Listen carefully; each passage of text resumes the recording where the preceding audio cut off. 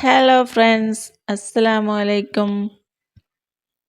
എല്ലാവർക്കും താസ്പുഷ് ചാനലിലെ പുതിയൊരു വീഡിയോയിലേക്ക് സ്വാഗതം. ഇന്നത്തെ റെസിപ്പി എല്ലാവർക്കും ഒരുപോലെ ഇഷ്ടപ്പെടുന്ന നല്ല ടേസ്റ്റി ആയിട്ടും ഈസി ആയിട്ടും ഉണ്ടാക്കാൻ പറ്റുന്ന കൂന്തർ റോസ്റ്റ് റെസിപ്പിയാണ്. വീഡിയോ ഒന്ന് ഫുള്ള് കണ്ടു നോക്കൂ, സ്ലിപ്പ് ചെയ്യാതെ. അപ്പം വീഡിയോ ഇഷ്ടമായാലൊന്ന് ലൈക്ക് അടിക്കാൻ മറക്കല്ലേ.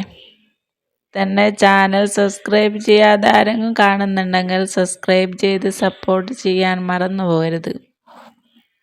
അപ്പോൾ നമുക്ക് നോക്കാം നല്ല ടേസ്റ്റി ആയിട്ടുള്ള കൂന്തൽ റെസിപ്പി എങ്ങനെയാണ് തയ്യാറാക്കിയെടുക്കുന്നതെന്ന്. അതിനായിട്ട് ഞാൻ ഇവിടെ ഒരു പാത്രം വെച്ചിട്ടുണ്ട്. 2.5 ടീസ്പൂൺ വെളിച്ചെണ്ണ ഒഴിച്ചു കൊടുത്തിട്ടുണ്ട്. എണ്ണ ചൂടായ ശേഷം ഞാനിവിടെ 10ഓളം ചെറിയ ഉള്ളി കട്ടൊന്നും ചെയ്യാതെ ഇട്ട് കൊടുത്തിട്ടുണ്ട്. ഇതൊന്ന് നന്നായിട്ട് വഴറ്റിയെടുക്കണം. ചെറിയ ഉള്ളി വഴറ്റി വന്നതിന് ശേഷം ഇതിലേക്ക് വലിയ ഉള്ളി ഇട്ട് കൊടുക്കണം. ഞാനിവിടെ ഒരു വലിയ ഉള്ളി നീളത്തിൽ അരിഞ്ഞെടുത്തതാണ്. ഇതും കൂടി ഒന്ന് നന്നായിട്ട് വഴറ്റിയെടുക്കാം. ഇനി ഇതിലോട്ട് ഇഞ്ചി ചതച്ചത് ഇട്ട് കൊടുക്കണം. ഞാനിവിടെ 1 സ്പൂണ് ഇഞ്ചി ചതച്ചെടുത്തിട്ടുണ്ട്. അതും കൂടി ഇതിലോട്ട് ഇട്ട് കൊടുക്കാം. ഉള്ളിയൊക്കെ നന്നായി വഴറ്റി വന്നിട്ടുണ്ട്. ഈ ഇഞ്ചിയും കൂടി ഒന്ന് വഴറ്റിയതിന് ശേഷം ഇതിലേക്ക് വെളുത്തുള്ളി ഇട്ട് കൊടുക്കണം. ഇവിടെ 1 സ്പൂണ് വെളുത്തുള്ളിയും ചതച്ചെടുത്തിട്ടുണ്ട്. അതും കൂടി ഇതിലേക്ക് ഇട്ട് കൊടുത്തൊന്ന് വഴറ്റിയെടുക്കാം. ഇനി ഇതിലേക്ക് 3 പച്ചമുളക് നീളത്തിൽ ചീന്തി എടുത്തിട്ടുണ്ട്. ഇനി അതും കൂടി ഇതിലേക്ക് ഇട്ട് കൊടുക്കാം. എല്ലാം കൂടി നന്നായിട്ട് വഴറ്റി വന്നിട്ടുണ്ട്. ഇനി ഇതിലേക്ക് ഉലുവ വറുത്ത് പൊടിച്ചത് ഇട്ട് കൊടുക്കണം. ഞാനിവിടെ 1/2 സ്പൂണ് വറുത്ത് പൊടിച്ച ഉലുവയാണ് ഇപ്പോൾ ഇട്ട് കൊടുത്തത്. ഉലുവ വറുത്ത് പൊടിച്ച് ഇട്ട് കൊടുത്താൽ നല്ലൊരു ടേസ്റ്റാണ്. ഇനി ഇതിലേക്ക് കുരുമുളകാണ് ഇട്ട് കൊടുക്കേണ്ടത്. ഞാനിവിടെ 1 സ്പൂണ് കുരുമുളക് പൊടി ഇട്ട് കൊടുത്തു. ഇനി ഇതെല്ലാം കൂടി ഒന്ന് നല്ലോണം ഒന്ന് മിക്സാക്കി കൊടുക്കാം. 1/2 സ്പൂണ് മഞ്ഞൾപ്പൊടിയും കൂടി ഇതിലേക്ക് ഇട്ട് കൊടുക്കാം.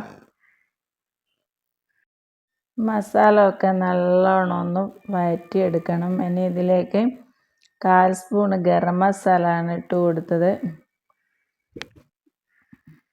ഇതിലേക്ക് ഇനി മുളക് പൊടി ഇട്ട് കൊടുക്കുക. 1 സ്പൂണ് മുളക് പൊടിയാണ് ഞാൻ ഇട്ട് കൊടുക്കുന്നത്. കുരുമുളകും ഇട്ട് കൊടുത്തത് കൊണ്ട് നിങ്ങൾക്ക് എരിവിനാവശ്യത്തിനുള്ള ഇട്ട് കൊടുക്കാം. ഇനി മസാലപ്പൊടിയൊക്കെ നല്ലതുപോലെ റോസ്റ്റാക്കി എടുക്കാം.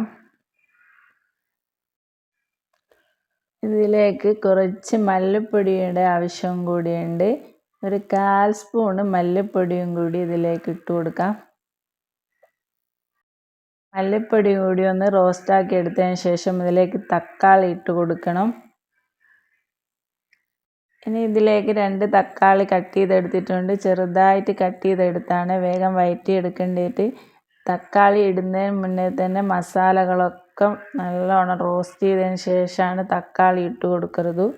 അല്ലെങ്കിൽ മസാലകളൊന്നും റോസ്റ്റായിട്ട് കിട്ടില്ല. ഇതിലേക്ക് പച്ചമാങ്ങ ഉണക്കിയതാണ് ഞാനിപ്പോൾ ഇട്ട് കൊടുത്തത്. കുറച്ച് പച്ചമാങ്ങ ഉണക്കിയതും കൂടി ഇട്ട് കൊടുത്തിട്ടുണ്ട്. ആവശ്യത്തിനുള്ള ഉപ്പ് ഇട്ട് കൊടുത്തിട്ടുണ്ട്. പുളിക്ക് ആവശ്യത്തിന് വേണ്ടി ഇട്ട് കൊടുത്താണ് പച്ചമാങ്ങ ഉണക്കിയത്. നിങ്ങളുടെ കയ്യിൽ ഉണക്കിയ മാങ്ങ ഇല്ലെങ്കിൽ കുടംപുളിയോ പുളിയോ എന്തെങ്കിലും ഇട്ട് കൊടുത്താൽ മതി.